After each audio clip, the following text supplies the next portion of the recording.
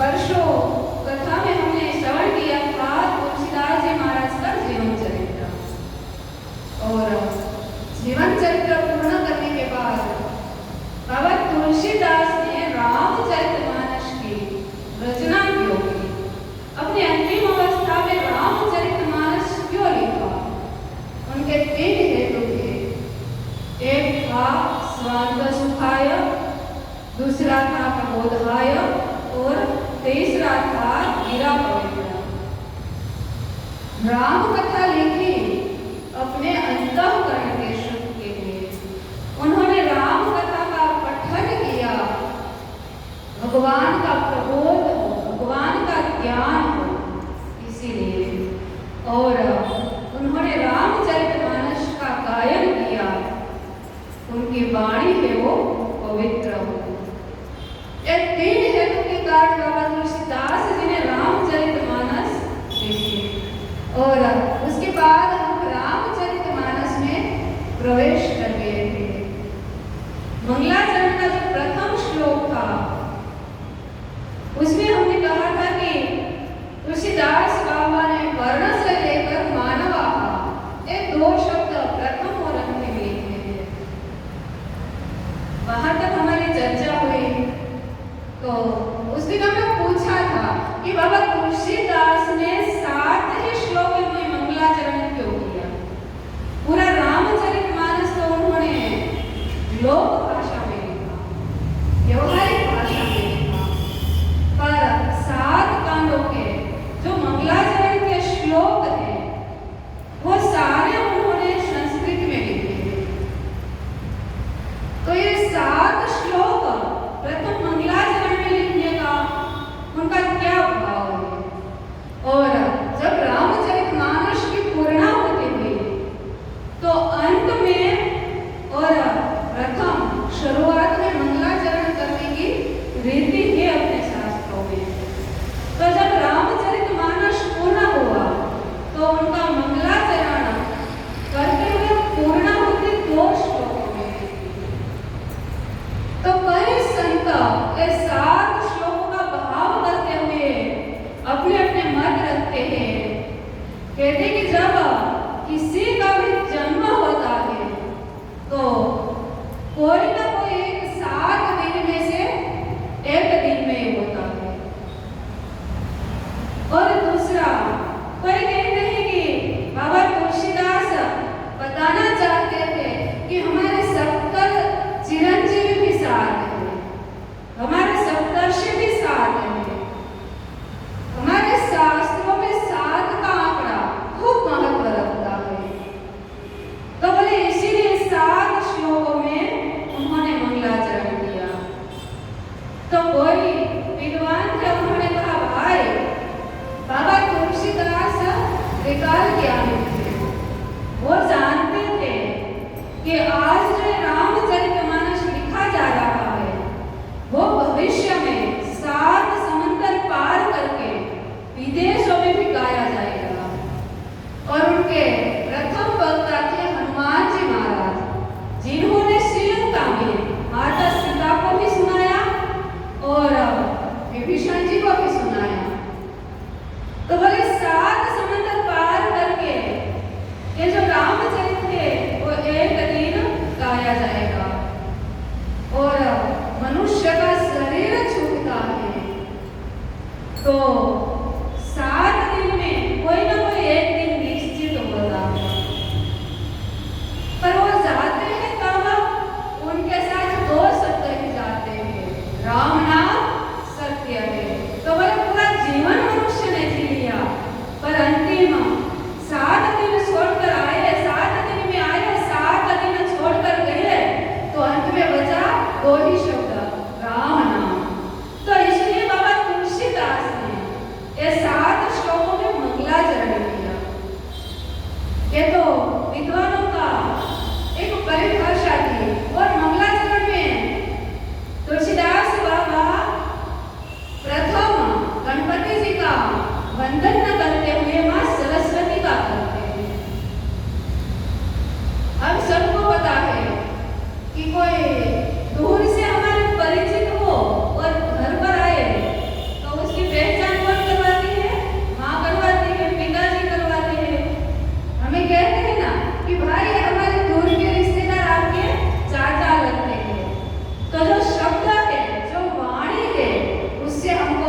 परिचय होता है।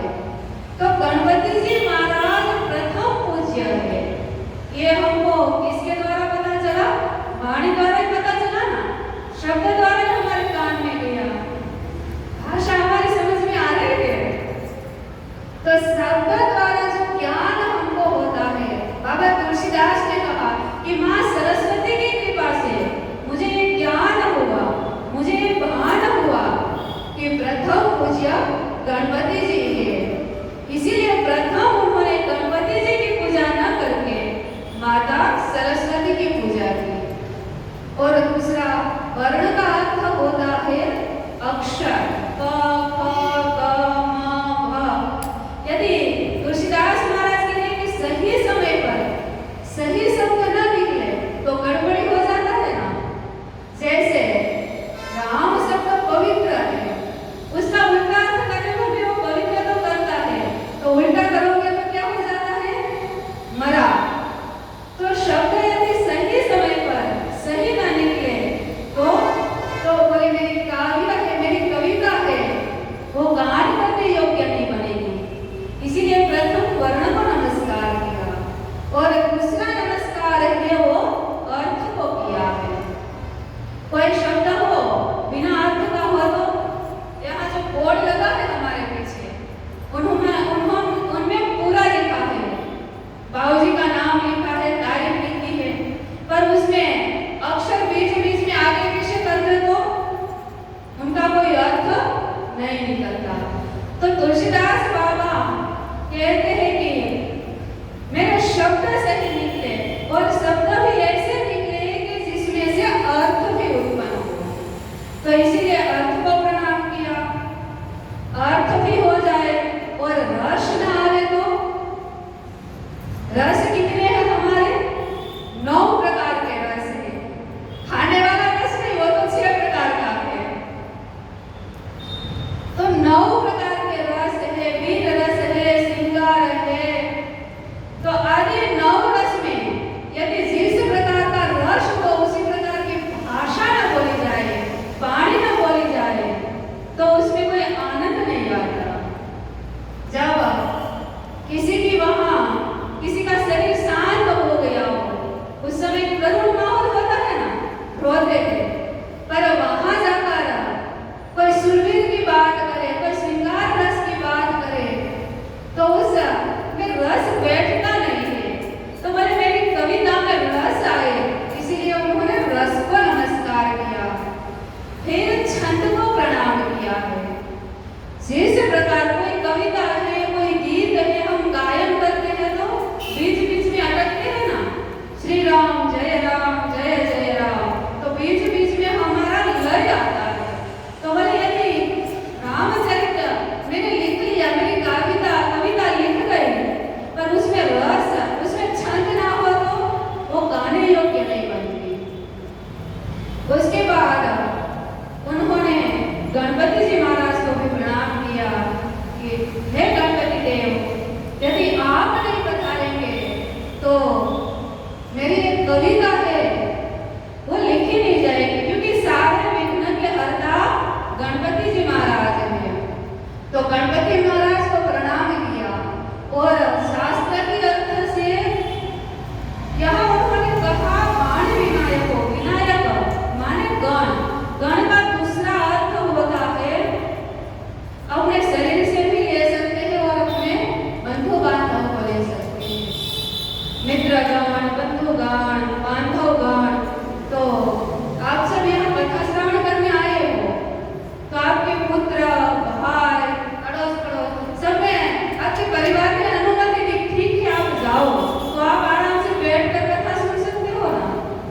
तो बोले मेरे आसपास में जो रहने वाले गण हैं उन सबको भी मैं प्रणाम करता हूँ कि मुझे निर्विघ्न ये कविता की रचना करने में मेरी सहायता करें।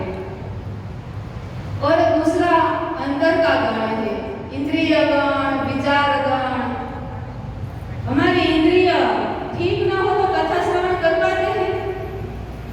मानो कि कथा श्रवण करने की इच्छा हो पर कान ही काम न करे तो भगवान ने पहले से ही बंद कर दिया तो वो एक कथा न श्रवण कर पाएंगे, नहीं सुन पाते हैं। मन में आया कि चलो आज कथा भी नहीं जाना है, आज कहीं और जगह जाकर गप्पे लगाते हैं, पड़ोस में बैठने चले जाते हैं। तो ये हमारे विचार है वो भी अंदर के हमारे दुश्मन है। तो बोले मेरे अंदर के जो कण है वो भी मेरी सहायता करे, इस कविता को लिखने में मेरी मदद करे, क्योंकि विचार सही होंगे तभी तो कविता ठीक से लिखी जाएगी। इस प्रकार बाबा तुलसीदास ने मंगलाचरण किया। तो हम पूरे मंगलाचरण को नहीं ले पाएंगे और आगे बढ़ता रहा। भगवान श्री राम के लिए जो उन्होंने प्रार्थना की है वो सुनते हैं। यं माया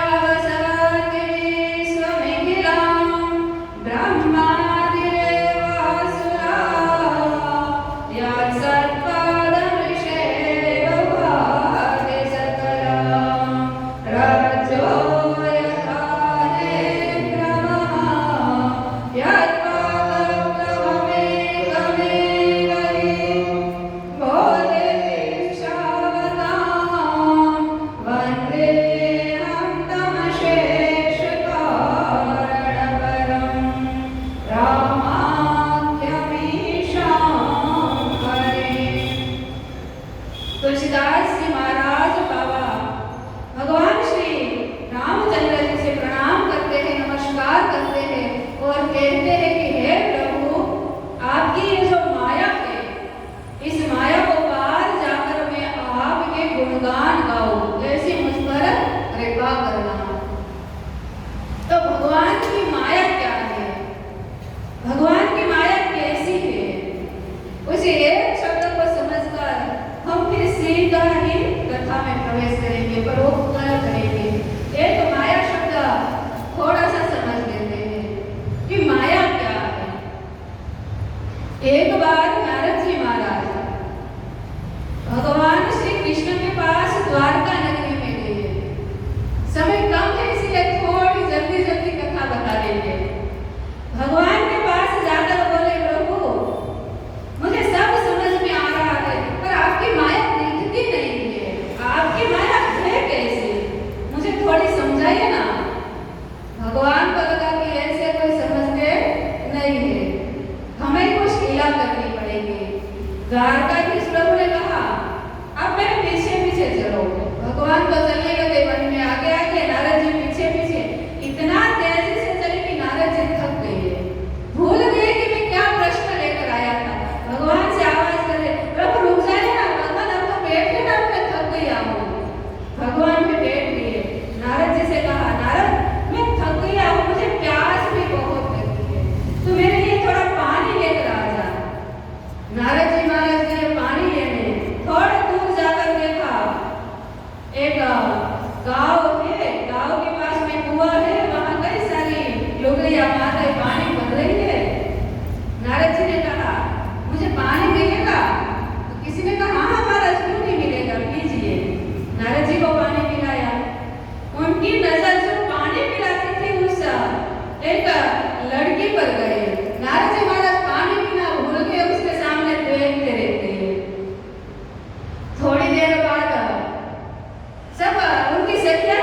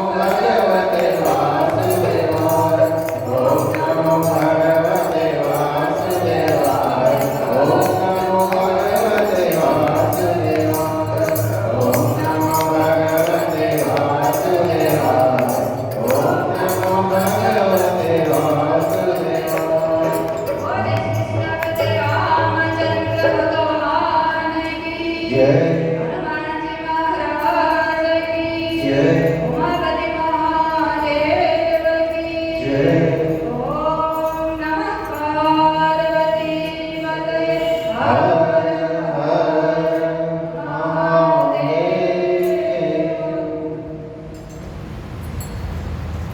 कृष्ण भगवान ने माया मात पत्नी हम जाने भगवान की जो माया है